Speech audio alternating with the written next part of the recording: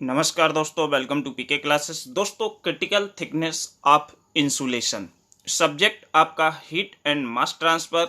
HMT में critical radius and critical thickness of insulations क्या होती है और क्यों यह इम्पॉर्टेंट है। तो आइए दोस्तों देखते हैं क्रिटिकल थिकनेस ऑफ इंसुलेशन। तो दोस्तों, क्रिटिकल थिकनेस ऑफ इंसुलेशन जो है वो बेसिकली आपकी अलग अलग प्रकार के ऑब्जेक्ट के लिए अलग अलग तरीके से आप इसको फाइंड कर सकते हैं। जैसे कि सिलेंड्रिकल कोऑर्डिनेट्स में भी आप देख सकते हैं, स्फेरिकल में भी देख सकते हैं एंड बाल्स वगैरह में भी आप देख सकते हैं।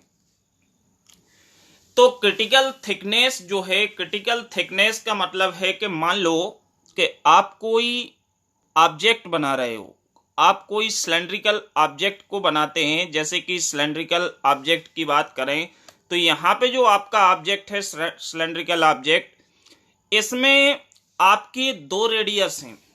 एक रेडियस आपका R1 है और एक रेडियस आपका R2 है।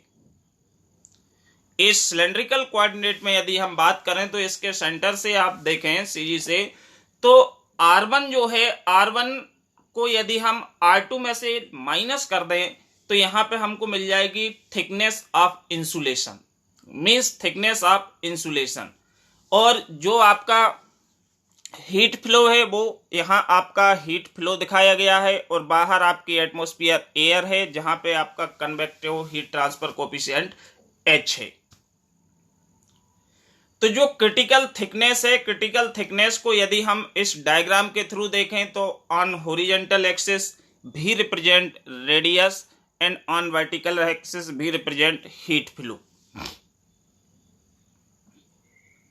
तो जब हम इसके हीट फ्लो की बात करते हैं तो हीट फ्लो में यहां मान लो ये आपका मिनिमम जो बिंदु है, ये आपका पॉइंट 1 है।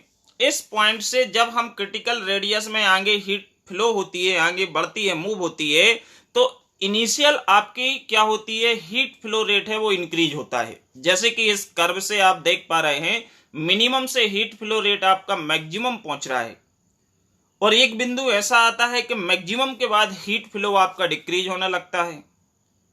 तो जिस पॉइंट पे हीट फ्लो आपका मैक्सिमम होता है वो कहलाता है क्रिटिकल इंसुलेशन ऑफ थिकनेस या क्रिटिकल रेडियस। इसी को हम बोलते हैं क्रिटिकल रेडियस। तो the critical thickness of insulation is the thickness, means critical thickness of insulation क्या है, एक्चुअल में थिकनेस है, मोटाई है, up to which heat flow increase, means जहां तक हीट फ्लो है, हीट ट्रांसफर है वो बढ़ता है, इंक्रीज होता है, and then heat flow decrease. और इसके बाद मैक्सिमम जो इस पॉइंट पे आपको हीट फ्लो मिल रहा है, इसके बाद एक कर्व बता रहा है कि जो हीट फ्लो है वो आपका क्या हो रहा है, रेड्यूस हो रहा है। तो मतलब जिस पॉइंट तक हीट फ्लो इंक्रीज हुआ है और जिस पॉइंट के बाद हीट फ्लो घटना चालू हो गया, वो पॉइंट कहलाता है आपका critical thickness of insulation. In this case of cylinders and spheres, it is also known as critical radius. यदि हम बात करें बाल की बात करें, कोई कंपोजिट बाल की बात करें तो वहां क्रिटिकल थिकनेस, और सिलेंडर और स्फेरिकल के केस में हम इसको बोलते हैं क्रिटिकल रेडियस। जैसे कि आप इस QR डायग्राम में देख पा रहे हैं, सिलेंड्रिकल के कोऑर्डिनेट्स के लिए है, जिसमें हीट फ्लो आपकी मैक्सिमम के बाद कर्व आपको दिखा रहा है हीट फ्लो कंटिन्यू डिक्रीज हो रही है। तो ये जो हीट फ्लो रेड्यूस हो रही है ये आपकी क्रिटिकल थिकनेस के बाद होती है।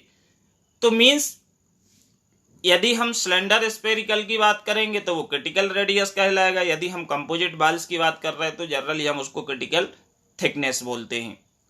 The critical radius of insulation depend on the, अब बात आती है कि जो क्रिटिकल रेडियस है इंसुलेशन का, ये किस पर निर्भर करता है, तो thermal conductivity of the insulation के और convection heat transfer coefficient H। Means ये तो जो पॉइंट है इसके ऊपर हमारा जो हीट ट्रांसफर रेट है, ये क्रिटिकल जो रेडियस होता है इंसुलेशन का, ये निर्भर करता है या डिपेंड करता है। तो for cylinders the critical radius, यदि सिलेंडर्स के लिए आप क्रिटिकल रेडियस की बात करो तो सिलेंडर के लिए क्रिटिकल आपका जो रेडियस है वो होता है RC इक्वल K/H।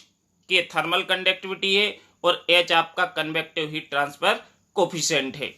और स्पेयर्स के लिए यदि हम क्रिटिकल रेडियस को निकालते हैं तो स्पेयर्स के लिए आपका क्रिटिकल रेडियस होता है 2K/H। ये हमारा क्रिटिकल रेडियस के ऊपर थ्योरेटिकल क्वेश्चन अक्सर एग्जाम में पूछा जाता है। न्यूमेरिकल्स प्रॉब्लम भी आ सकती है, थ्योरेटिकल क्वेश्चन भी आ सकता है। प्रीवियस आपका थ्योरेटिकल क्वेश्चन पूछा गया है, explain the critical thickness of insulation. तो आपको ये ध्यान रखना है, क्रिटिकल थिकनेस वह थिकनेस कहलाती है जहां तक हीट ट्रांसफर रेट इंक्रीज होता है और इसके बाद then heat transfer rate decrease.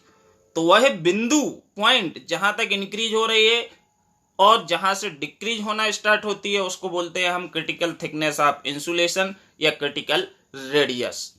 अब बात आती है दोस्तों कि इंसुलेशन का मतलब क्या है। तो इंसुलेशन का मतलब है कि हीट ट्रांसफर या हीट लॉसेस को कम करना।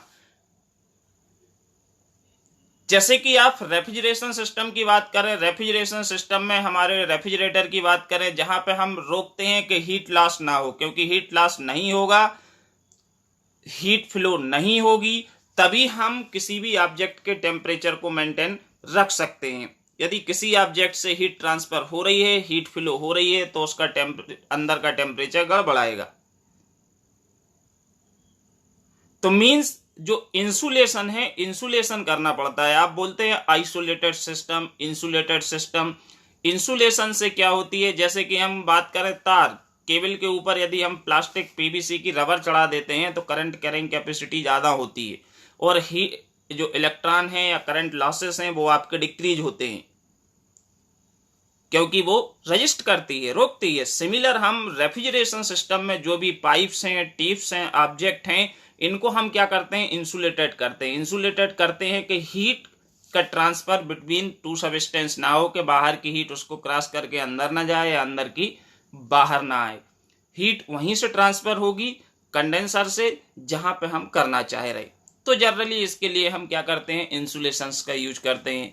तो यहाँ पे आपका जो क्रिटिकल थिकनेस ऑफ इंसुलेशन है, ये दोस्तों बाल्स के लिए, सिलेंडर्स के लिए, स्पेयर्स के लिए अलग अलग तरह से आप मैथमेटिकली एक्सप्रेस करते हैं, बट इसकी जो डेफिनेशन है वो आपकी सभी के लिए सेम रहेगी कि critical thickness of insulation is the thickness up to which heat flow increase and then heat flow decrease, known as critical thickness.